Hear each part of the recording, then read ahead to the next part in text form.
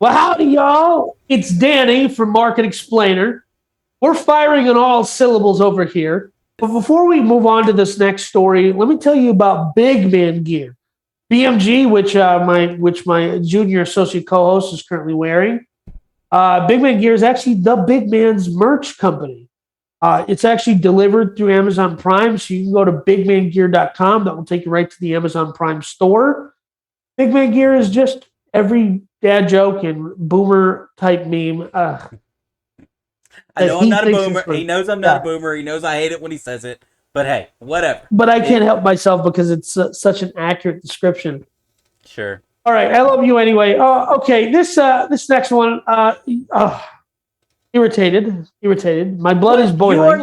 You are like one of the purest capitalists I know. How does this not Well, it doesn't bother me that capitalist fancy?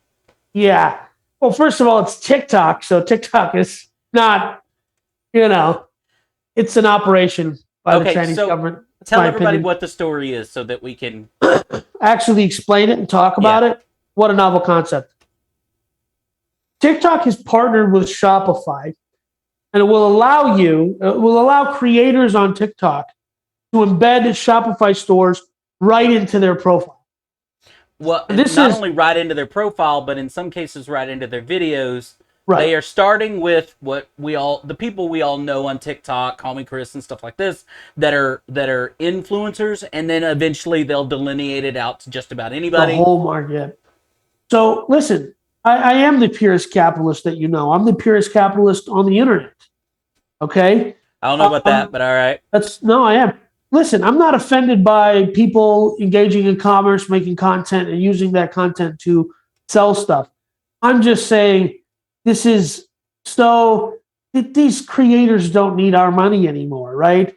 They're pushing their garbage printed Hanes shirts on us. I'm sorry. Look, I am a capitalist. Yeah, me too. Danny likes to say that I'm not because I have a heart, and capitalists are supposed to be, heartless. No. I guess I'm. We're not going to engage in that dialogue right now. That's for our Patreon. All right, but yeah. Anyway, the point is I have no problem with people selling anything that they want to sell. Neither do I. Whether it's on TikTok or anything. Here's what I will say, because I don't want to forget this. The guy that wrote the article that Danny and I are using, the main article that we're using on this, he works at Gizmodo, Joel Saget, apparently hates TikTok as much as you do. Because if you go, and Danny always puts the links down here below, go and read this article and tell me it's not written by a guy that just despises TikTok for God knows what reason. But he just despises TikTok. Maybe that's the best way for me to address my feelings here, is that I just don't like the app. Anything the app does is fruit of the poison tree, because I already hate the app, right? This Joe guy, the first time he mentions TikTok, when he says, okay, Shopify, a e-platform, selling app, has partnered with TikTok, here's the following sentence: a short film video app where people run around on milk crates. Of course, referencing the milk crate trend right now, which are idiots, right? Whatever. But that's the first thing. Like, he apparently hates TikTok. Allow me to call it what the kids are really, really calling it: the Hood Olympics. Right? He could have called. I have nothing to do with that. Danny's opinions do not express the opinions of Market Explainer or but myself, I'm just saying that's the what big they're man. calling it. Yeah, that's what they're calling the Hood Olympics, right? I am unaware of that statement and anything like that. But then he calls it a literally endless scroll of content designed to waste your time, which is again that's what Facebook is. That's what everybody's. Well, right. But my point is about this story, though, influence. Look, there's been, as long as they've been on TikTok, which Danny still is not. Market Explainer is. Correct. I am, but Danny is not, because he thinks it's China, getting all of our information and data and whatever. Again, Danny's not a conspiracy theorist, so he says. That's correct. Look, the TikTok made me buy it hashtag has been around forever. And it is true as get out, as people. There are entire popular TikTok channels, or whatever you may call them, that are nothing but like YouTube videos of unboxing. TikTok made me buy it. try this, try that, whatever. They're entire that's nothing but those things. So this just makes sense to me. One of my favorite creators on YouTube, I think it's Drew Gooden. He said, he did a video earlier last year, this year sometime. I bought every single thing that Instagram advertised to me for a month, right? So it's really interesting. That kind of stuff's interesting. I'm not, again, my opposition to this has nothing to do with my philosophy on markets, and has everything to do with my disdain for the app, right? Of like, if one more creator tries to get me to buy skinny tea or whatever that tea is that makes you thunder it's dump, supposed to make you lose weight. By taking thunder dumps. Well, I'm then out, you bro. must have actually clicked on it at one point, and that's the only algorithm concern said I that have. That's the only concern I have with me spending as much time on TikTok, and my wife has spent on TikTok, and their algorithm, right? Like they always flout their algorithm. Is when you add something like this in, right? Are you just gonna now be just delineated with that type of product? Yeah, whatever. Is it going to jack with what you see? The purity of it. So, again, not opposed to anybody shilling their wares on any app. That's what these apps are for.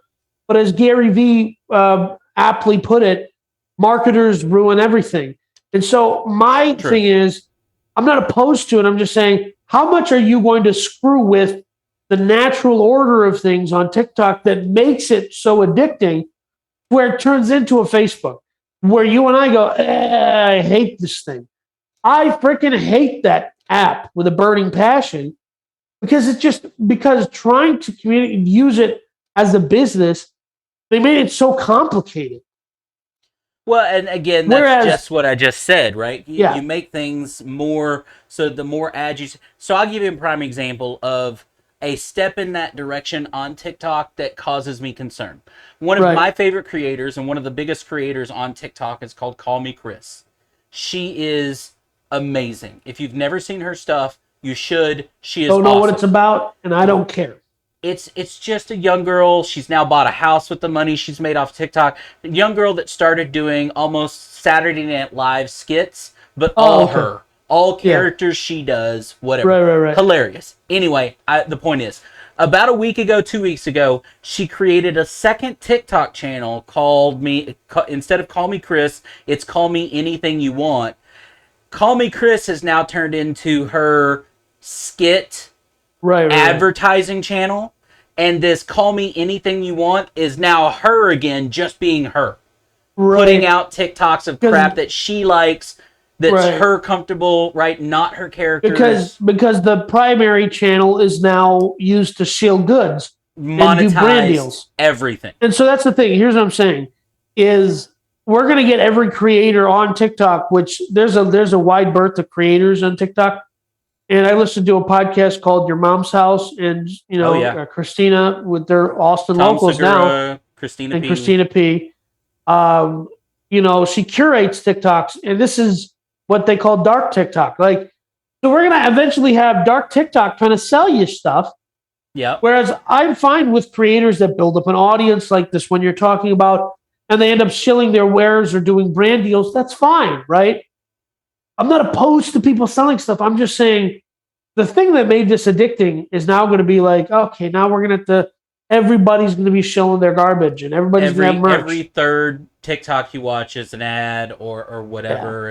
Yeah. And I mean, and but I agree, because you're going to get this big buy this now button, I'm sure, on the video, right? Like, that's the whole point, is to be able to make this as simple as possible for you to connect and buy.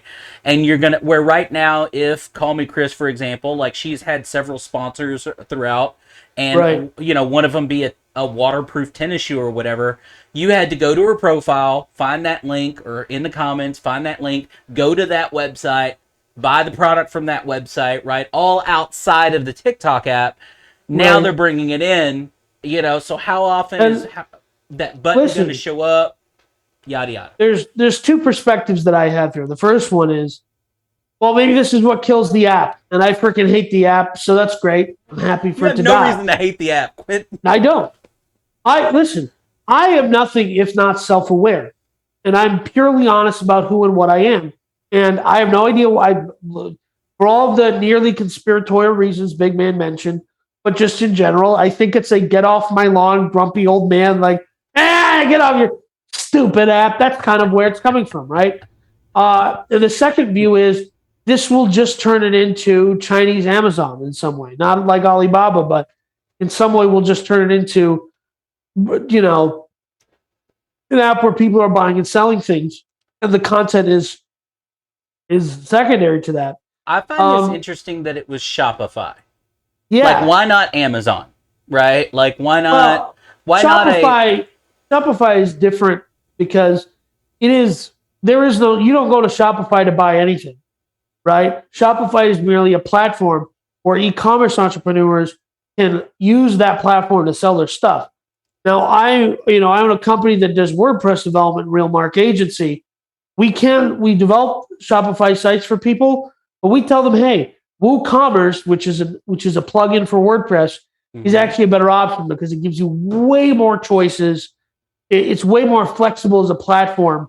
And so I'm not opposed. I'm not saying Shopify is bad. I'm just saying when I help people, I'm saying, hey, if you actually want to grow as a business, right, at some point in time, this is going to give you more choices than you're going to get at Shopify. Well, Shopify is made to be a platform to sell people on a marketing website, right? That makes it easy. It's set up. It's easier to sign up for. It gives somebody a checklist of how to start a business website, right? And that's what people like, and good for them. But that's why, to me, this sounds like a stepping. It would not surprise me that if this takes off, which there's no reason it shouldn't, that within a year and a half, that the partnership goes from Shopify to an Amazon or to a I don't think so because Shopify is a third party. It's not.